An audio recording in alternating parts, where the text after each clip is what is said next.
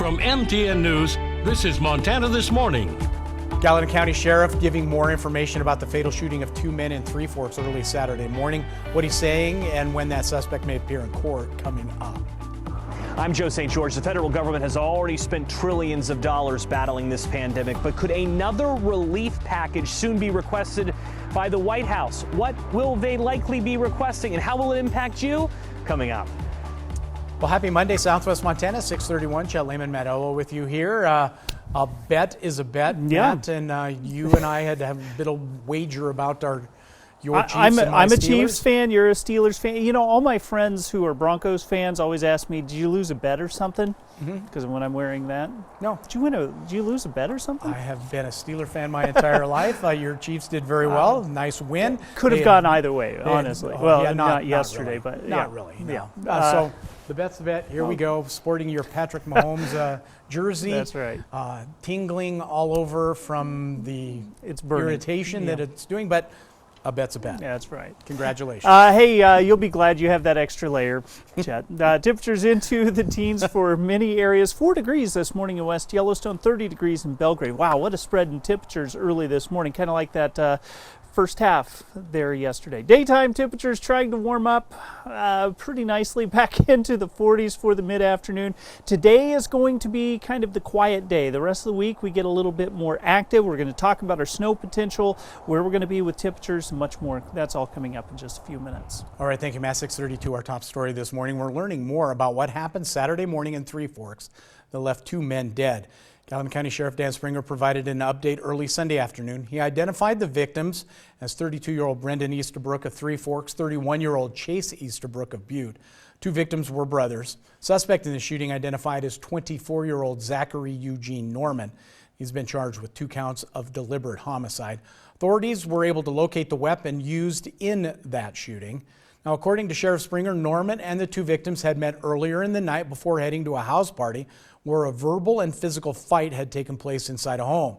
It's when it moved out to the street where the shooting took place. The person has been placed in custody. They are currently in our jail. There were 2 decedents. They were brothers. Their names are Chase and Brendan Estabrook. Now, Sheriff Springer says he believes Norman will appear in court on Tuesday. In Treasure State news, in Billings, police say a 15-year-old male is dead after he was shot at a parking lot near Castle Rock Park early Sunday morning. Here's what we know so far. Officers were called to the parking lot in the 400 block of Constitution Avenue just after 2 o'clock in the morning for a report of a shooting. Local resident told MTN News he heard multiple pops, but he figured the noises were just firecrackers coming from the lot that he says has recently become a hot spot for late-night gatherings. Police did not locate anyone on arrival, but did find shell casings. MTN News was able to count as many as 9 on the scene. Now, about 10 minutes after officers arrived, local hospital called dispatch to report a victim had been dropped off at the ER with a gunshot wound. He was pronounced dead shortly after. Billings Police Department detectives have taken over the investigation, have made no arrests at this time. Initial information indicates the incident involves a disturbance between multiple groups.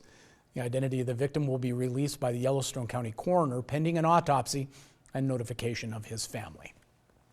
6:34 now. Should the federal government spend even more money combating the pandemic? While government programs may have previously provided your family with paycheck protection or stimulus check, there is a renewed push by some for another emergency relief package in the coming weeks. Our Joe St. George takes a look at what could be included and why this time an emergency request may face more scrutiny.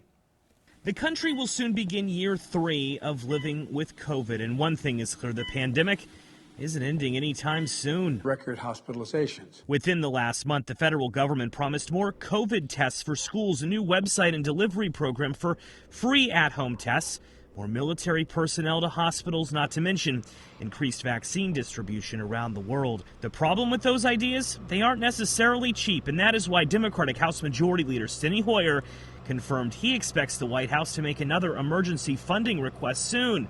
What could be included? The request hasn't officially been made yet, and negotiations are only beginning, but it is expected to be, quote, substantial and include ideas like more resources for testing in schools, funding to send more vaccines to poorer countries.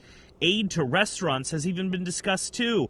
No stimulus checks are expected, though. Unlike previous requests, the White House may not get everything that they want. Inflation is at a 40-year high, and many Republicans and some Democrats put the blame on too much government spending. Since March of 2020, the government has spent over $5 trillion battling the pandemic, but there's a growing concern by some that the money hasn't been spent yet. Republican Senators Roy Blunt of Missouri and Richard Burr of North Carolina have written a letter to the Secretary of Education asking why, quote, as of December 30th, 86% of the funding remains unspent by K through 12 schools. Where is the disconnect between the department and schools, they write? The federal government is only funded through the middle of February, and an emergency COVID request could be part of a bill to keep the government open. I'm Joe St. George reporting. Well, with the Omicron variant placing much of the COVID focus on people who are not vaccinated, experts say it's a quick spread means there may be a need to rethink that strategy. As Maya Rodriguez explains, a new study shows booster shots could play a greater role in preventing tens of thousands of additional deaths from COVID. As the number of people contracting the Omicron variant grows by the day, the number of people getting vaccinated for COVID is stagnating. We have about close to 75% with one dose, just over 60% with 2 doses, and we're at 25% for boosters. And it's boosters that some experts now say needs to become the new target for vaccinations. Boosters are critical. Dr. Eric Schneider with the nonprofit Commonwealth Fund, along with the Yale School of Public Health and the University of Toronto, recently studied the impact of COVID booster shots. Currently in the U.S., about 770,000 boosters are administered each day. We wondered whether doubling that or tripling that could actually have a big effect on hospitalizations and deaths. Their findings show it could have a huge effect. If the current number of boosters administered daily in the U.S. doubles to 1.5 million, it would prevent 200,000 hospitalizations and 40,000 additional deaths by April. If the number of boosters triples, researchers found it would prevent 600,000 hospitalizations and 60,000 deaths also by April. So why would focusing on boosters now be a more effective strategy? Because of the time involved to develop immunity for those who are unvaccinated. We don't have that kind of time right now. And so here, we really do need to pivot, at least temporarily, from primary vaccination to booster vaccination if we want to prevent deaths and hospitalizations in the near term. In addition, only about 60% of older adults over the age of 65 are currently boosted. And that's a problem because those people are at high risk of hospitalization and death. We need that number to be up around 90-95%. While it's great to continue to urge people to get vaccinated in the first place, let's go to the willing, the people who have stepped up and at least had one shot, and let's get people fully vaccinated and get people boosted. But experts say COVID still necessitates a multi-pronged strategy, including getting more COVID shots out to countries overseas, where new variants can potentially spread unchecked. We really do have to try to do all of the above here. I'm Maya Rodriguez. All right, 6:39 back here at home in Whitehall. The town is considering a summer feeding program to help children access free lunches. TN's Caitlin Aguilar spoke to those behind the idea. The Whitehall Community Library and the Whitehall Food Pantry want no child to go hungry during the summer. I think nobody wants to see a hungry child. And you can tell when kids are hungry when they come in. And when school shuts down for summer break, food is no longer provided, which raised concerns for Ferris and Kara Sakrai, one of the Whitehall Food Pantry organizers. Well, life is difficult, and I don't think that kids should have to worry about food being one of the things they need to navigate. According to the Office of Public Instruction, 40 to 70% of students in Whitehall are on the federal lunch program.